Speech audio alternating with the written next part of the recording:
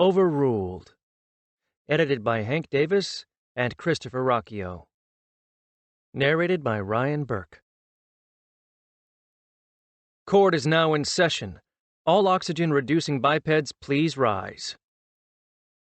You know, some of my best friends are lawyers.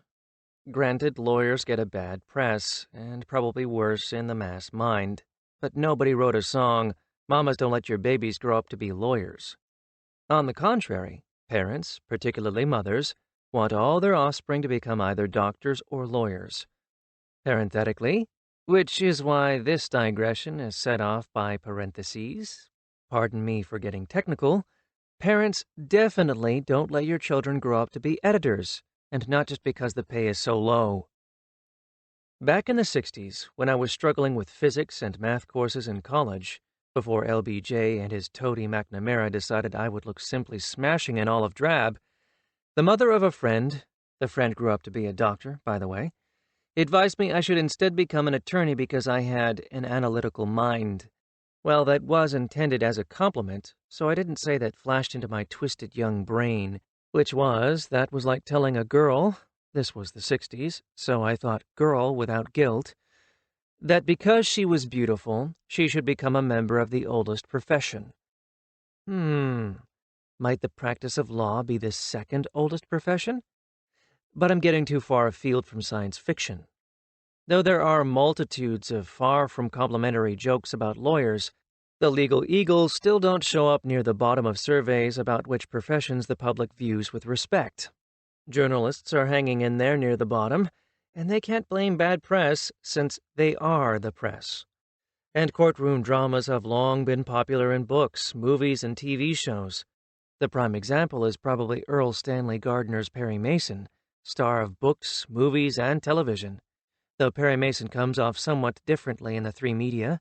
Watch one of the Perry Mason movies with Warren Williams in the title role for a shock if your knowledge of the character is limited to Raymond Burr's teleportrayal.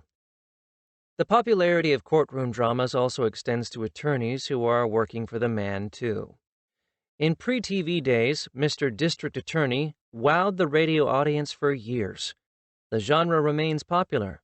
My colleague Christopher Ruocchio cites shows like Suits and The Grinder, to name just a couple of examples.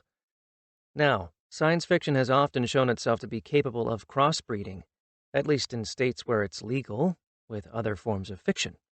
It's an old truism that space opera is often a translation from horse opera, with rocket ships and ray guns replacing horses and six-shooters. Similar cross-fertilization between SF and courtroom drama have frequently been successful, and in similar joinings with courtroom comedy, and examples of future lawyering played for laughs are included in this book. And while not all SF is set in the future, much is. And it's a safe bet that lawyers and courtrooms will be with us in the foreseeable future. Unless the libertarians take over. But that's not a safe bet, and may even be a contradiction in terms.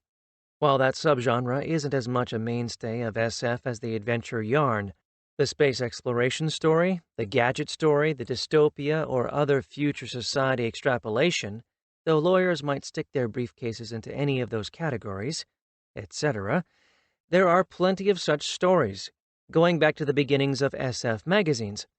A story that isn't on board here, one leg too many, one of the Dr. Wentworth stories by W. Alexander, appeared in the October 1929 Amazing Stories.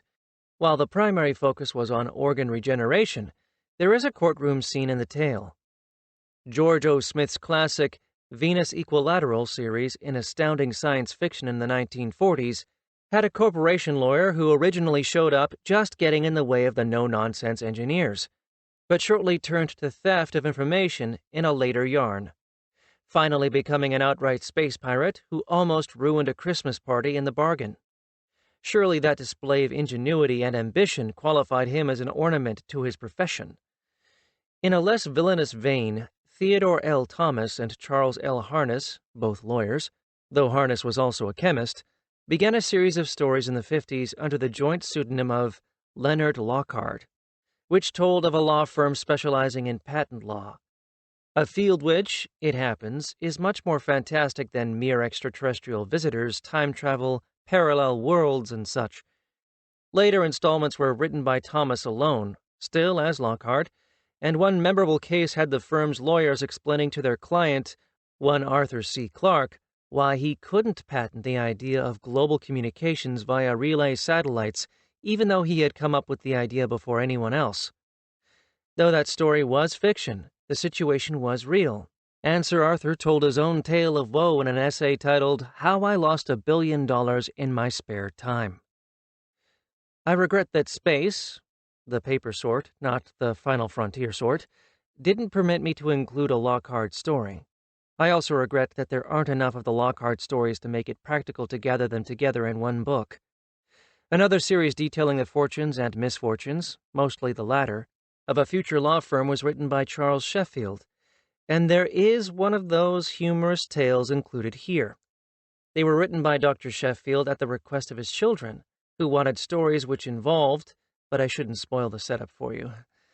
Go look at the story. Theodore L. Thomas and Charles L. Harness were not the only lawyers who also wrote SF. One such who graces this book with her presence is Laura Montgomery, collaborating with Sarah A. Hoyt. And I should mention another very good writer-lawyer, Joe L. Hensley, and his absence from these pages makes the book poorer. Not that it isn't a must-buy. Hensley liked to tell the story of how, when he was serving as prosecuting attorney, a somewhat illiterate person wrote him a letter addressed to prostituting attorney, but obviously didn't intend the malpropism to be social commentary. And, of course, David Drake is one of Bain's most popular authors, with a library full of books to his credit. A graduate of Duke Law School, he was an assistant town attorney for several years, before becoming a versatile and top-selling writer of military SF, just plain SF, and fantasy. Dave has noted his reason for leaving the law books to gather dust. They don't tell you in law school that anybody who talks to a lawyer professionally is either pissed off or miserable, and it gets old. SF and fantasy readers should be grateful to those PO'd or miserable people who inadvertently led to David's stellar writing career. And now for the dark side. Some of the classic writers of SF and fantasy have had a less than rosy view of lawyers and courtrooms. In the first of his celebrated Martian novels, A Princess of Mars, Edgar Rice Burroughs' immortal John Carter describes the green, four-armed Martian society thus: in one respect, at least the Martians are a happy people. They have no lawyers. In the previous line, Carter muses that justice seldom misses fire, but seems rather to rule in inverse ratio to the ascendancy of law, which reminds me of that quip that justice is what we want, but the law is what we get. And there's Robert E. Howard's Queen of the Black Coast, in which Conan, a barbarian you might have heard, witnesses a friend defending his lady friend from a government guard, and is hauled into court in order to bear witness against said friend. When the Cimmerian demurs, saying he does not wish to testify against a friend, the judge explains to him that the law outranks friendship, and it is his duty to testify, at which point Conan narrates, "So, seeing that they were all mad, I drew my sword and cleft the judge's skull, then cut my way out of the court." I'm again indebted to Christopher Ruocchio, who identified the story's title, which I had forgotten. I don't have a copy of S. Fowler Wright's classic SF novel, The World Below, handy to provide an exact quote, but I remember being struck by the man of the present, that is, the 1930s, who has traveled millennia into the future amid beings very unlike humans, and explains to one of them that in our time, the government gleefully churned out law after law until there were too many of them for anyone to keep track of, and it was difficult to cross the street without breaking at least one of them. But enough of the gripings of classic writers, and time for your much lesser editor to do some of his own griping. At some point in these anthology intros, I inevitably bemoan the absence of stories I would have liked to include, but circumstances would not permit. I've already lamented the lack of a story by Leonard Lockhart. Another such regrettable absence is The Witness by one of my favorite writers, Eric Frank Russell. It would have been oddly up-to-date for a story from the early 1950s, bearing on the present controversy over illegal aliens, or as some would have it, undocumented immigrants, this time with a really alien, and think it's a terrific story. even if I suspect that the late Mr. Russell and I would be on opposite sides of the controversy. I've tried in the past to include other Russell gems, never with success so far. I wonder if I could subpoena one of Russell's stories. Excuse me.